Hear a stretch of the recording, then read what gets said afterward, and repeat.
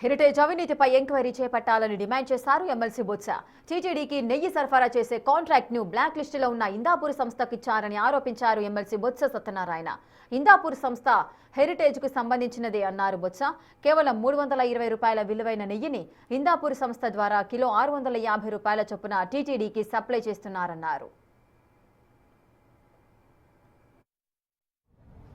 ఏదైతే ఇందాపూర్ అని ఒక సంస్థ ఈ రాష్ట్రంలో గత తెలుగుదేశం పార్టీ అధికారం ఉన్నప్పుడు ఏదైతే నెయ్యిను సప్లై చేసిందో, ఏదైతే ఆనాడు ఆ సంస్థని కొన్నాళ్ళ పాటు వీళ్ళు కల్తీ నెయ్యి నుంచి సప్లై చేస్తారని చెప్పని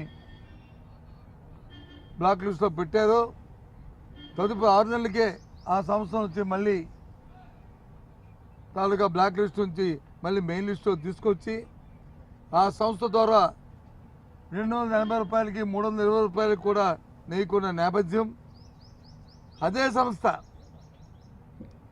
ఏదైతే హిందూపూర్ అని చెప్పిన సంస్థ ఏదైతే ఉందో, ఇందాపూర్ అని చెప్పిన సంస్థ ఏదైతే ఉందో, ఆ ఇందాపూర్ సంస్థ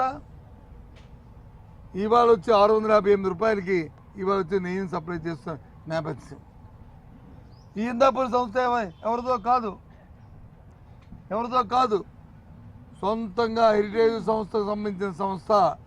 ఇదిగో వాళ్ళ వెబ్సైట్లోను ఇదిగో ఇదేమో నేను ముద్రించింది.